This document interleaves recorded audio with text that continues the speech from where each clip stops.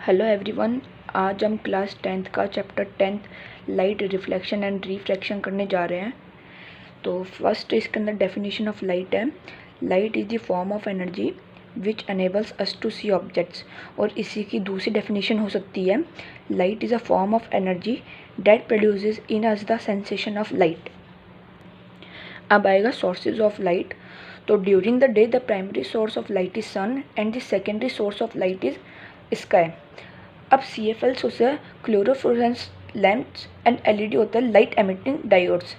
And the nature of the light is the light consist of electromagnetic waves which is also known as non-mechanical waves.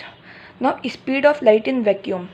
The speed of light in vacuum is 10 into 10 की power 8 meter per second, and if we convert into kilometer per second it will be 3 into 10 की power 5. Now wavelength of light visible. The wavelength of light visible to us is 4 into 10 की power minus 7 meter to 7 into 10 की power minus 7 meter. Light also consists of photons. Light is supposed to have some massless particles or units called photons. Light travels in a straight line in vacuum. अब हम पढ़ेंगे some basic terms. इसके अंदर काफ़ी points आएंगे, जैसे इसके अंदर पॉइंट सोर्स ऑफ लाइट आएगा। First point source of light, हमारे पास एक बॉक्स है, उसके अंदर अपन ने एक बल्ब कनेक्ट कर रखा है। अब अपन ने उसके अंदर एक होल कर दिया जिससे लाइट बाहर की तरफ निकलेगी। तो इसके अंदर होल में से लाइट ऐसे निकलेगी, इसको अपन टिंडल इफेक्ट भी बोलते हैं। अब आएगी convergent beam.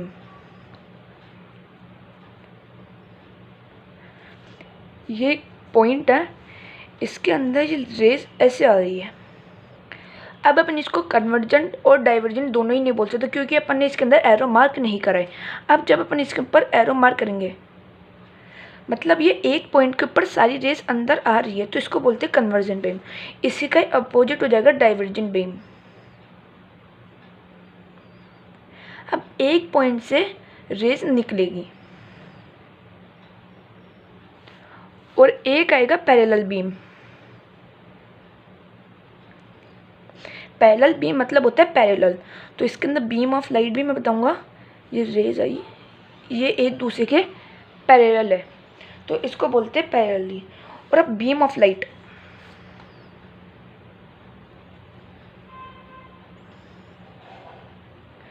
Bundle of light rays. Beam of light क्या होता है, जो रेज का, लाइट के रेज का बंडल होता है, उसको अपन बोलते हैं बीम ऑफ लाइट। अब अपन इसके अंदर पढ़ेंगे रिफ्लेक्शन। इसके अंदर रिफ्लेक्शन में 2 लॉ होते हैं। तो इसके अंदर फर्स्ट लॉ आएगा, the incident ray, the reflected ray and the normal ray all lie on the same plane. Means एक नॉर्मल प्लेन होता है, उसके ऊपर इंसिडेंट रे, रिफ्लेक्टेड रे और नॉर्मल, ये तीनों उस एक ही प्लेन के ऊपर रहते हैं। ये मैं अभी आपको डायग्राम शो भी करूँगा। और इसका सेकेंड लॉ आएगा, the angle of incidence is equal to angle of reflection. Angle of incidence को अपन आई से डिनोट करते हैं एंड एंगल ऑफ डिफ्लेक्शन को एंगल आर से। तो इसका मैं डायग्राम शो कर देता हूँ। अब अपन लॉ ऑफ रिफ्लेक्शन पढ़ रहे थे, उसके अंदर फर्स्ट लॉ था कि इंसिडेंट रे, रिफ्लेक्शन रे एंड नॉर्मल ये एक ही प्लेन पे रहेंगे। तो इसका अपन डायग्राम बने, तो ये अपना एक प्लेन आ गया, ये BC है, ये इंसिडेंट रे आ गई, इसको अपन इंसिडेंट रे बोलते हैं। AC है, ये नॉर्मल आ गई, ये होती है परपेंडिकुलर। DC है, ये रिफ्लेक्टेड रे हो गई। ये हो गया इंसिडेंस रे, ये हो गया रिफ्लेक्शन रे। और सेकंड लॉ कहता है angle of incidence is equal to angle of reflection. इसको बोला अपने इंसिडेंस, इसको बोला अपने रिफ्लेक्शन, ये हुआ नॉर्मल। अब इसको बोलते हैं ग्लेंस एंगल ऑफ इंसिडेंस और इसको बोलते हैं ग्लेंस एंगल ऑफ रिफ्लेक्शन। ये जानते हो, ये नॉर्मल है। मैं इसको एकदम अच्छे से वापस बना देता हूँ। ये प्लेन आया, ये नॉर्मल है, ये इंसिडेंस, ये रिफ्लेक्शन, ये ग्लेंस एंगल हुआ, ये रिफ्लेक्शन का हुआ। ये 90 डिग्री है क्योंकि परपेंडिकुलर है, ये भी 90। तो अपन ऐसे लिख सकते हैं, angle of reflection plus glance angle of reflection is equals to 90 degree. और angle of incidence plus glance angle of incidence is equals to 90 degree. इसके अंदर ये 3 टर्म्स भी होती है, luminous, non luminous and opaque. Luminous होते हैं कि जिसके पास अपनी खुद की लाइट होती है, जैसे अपने घर में जो लाइट्स होती है, सन है, ये सारे लुमिनस है और ये एग्जांपल्स आ सकते हैं लुमिनस के अंदर। नॉन लुमिनस होते हैं जो जिनके पास खुद की लाइट नहीं होती और वो दूसरे के कारण अपन को दिखाई देते या फिर उनके पास कुछ भी लाइट नहीं होती है, जस्ट लाइक अपनी पेंसिल्स हो गई।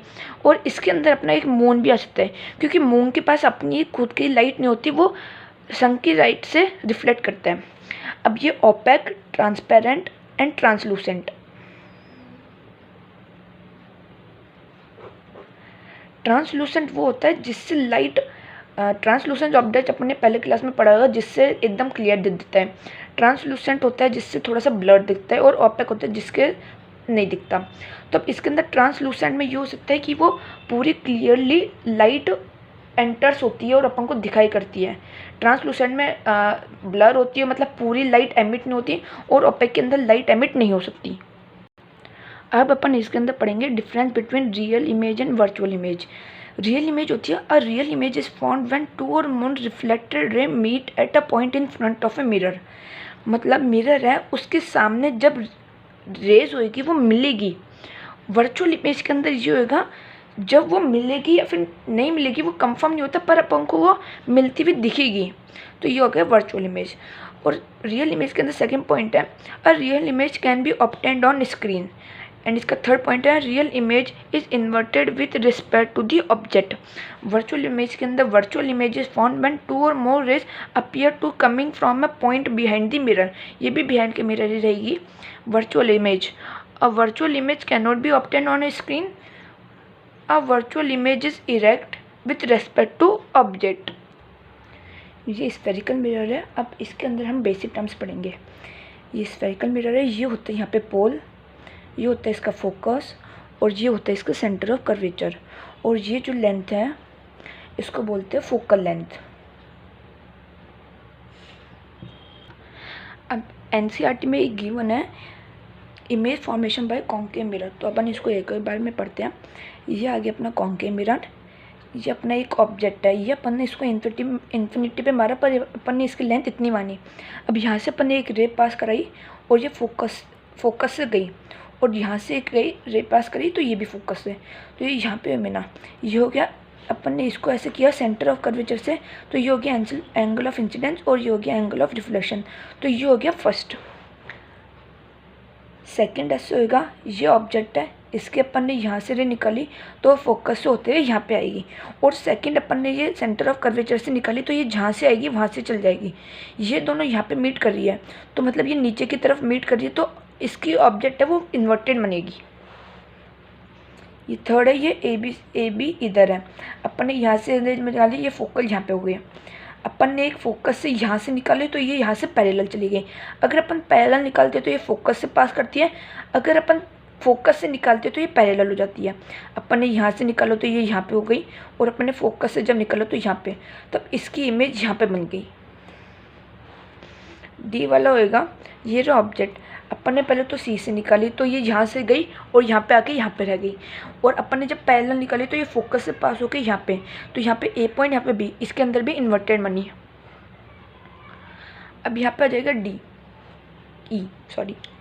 यहाँ पे ए बी है, अपन ने यहाँ से फोकस से निकाली तो ये यहाँ पे आ गई, और एक अपन ने सेंटर ऑफ कर्वेचर से निकाली तो यहाँ पे। अब ये दोनों पैरेलल है तो ये मीट करेगी इन्फिनिटी पे। और लास्ट केस है ये वाला, इसके अंदर ये वाला है।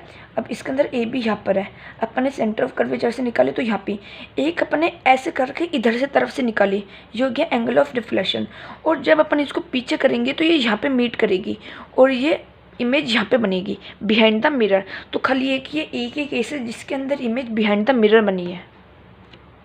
अब ये रूल्स है, ये आपको याद ही रखने पड़ेंगे कि एट इन्फिनिटी पोजीशन इन्फिनिटी पे है तो पोजीशन ऑफ इमेज कहाँ होएगी, साइज़ कैसी बनेगी, और नेचर कैसा होएगा।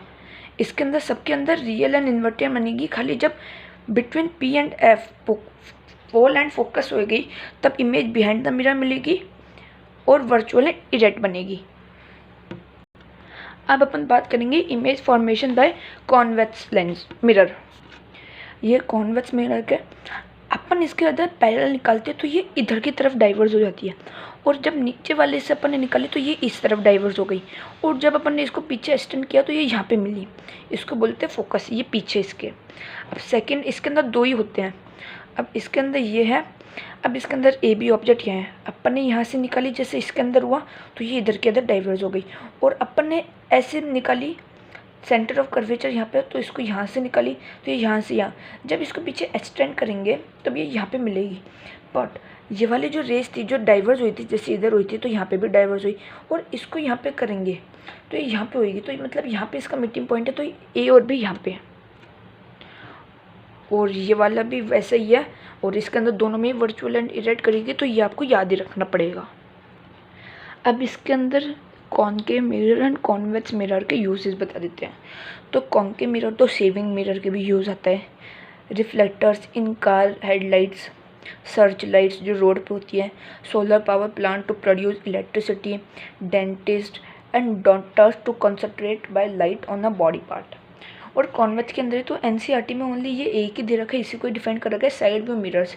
कार्स चलाते हैं तो उस कार्स या फिर जो व्हीकल्स चलाते हैं अपन, तो उसके अंदर जो साइड के अंदर जो रियर व्यू मिरर दिया वो होता है, वो कॉन्वेक्स मिरर होता है। अब अपन पढ़ेंगे इसके अंदर साइन कन्वेंशन। तो कॉन्वेक्स के अंदर तो यहाँ पे यू नेगेटिव लेंगे, वी पॉजिटिव लेंगे, एफ पॉजिटिव लेंगे, आर पॉजिटिव लेंगे। कॉन्केव के अंदर यू नेगेटिव लेंगे, एफ नेगेटिव लेंगे, आर नेगेटिव लेंगे और वी पॉजिटिव लेंगे। अब यहाँ पर है साइन कन्वेंशन, तो ये यहाँ पे आ गया राइट की तरफ और ये लेफ्ट की तरफ। हाइट होगी वो पॉजिटिव लेंगे, ऊपर यहाँ पे नेगेटिव लेंगे, और यहाँ पे डिस्टेंस लेंगे नेगेटिव और यहाँ पे लेंगे पॉजिटिव। मेनली जो अपना मिरर फार्मूला होएगा, मैग्नीफिकेशन होएगा, वो इतने से ये 3-4 से चीज़ें से अपना निकल जाएगा। अब अपन यहाँ पे पढ़ेंगे रिलेशंस। तो relation between radius of curvature and focus. Focus होता है रेडियस ऑफ कर्वेचर का हाफ, और इसके अंदर जो मेन फार्मूला है ये 2 ही है, ये 3 है सॉरी। एक तो mirror formula 1/v + 1/u = 1/f। यहाँ पे v होती है image distance from the mirror, u होती है object distance from the mirror, and f होता है फोकल लेंथ। मैग्नीफिकेशन होता है m = h2/h1, इसको -v/u।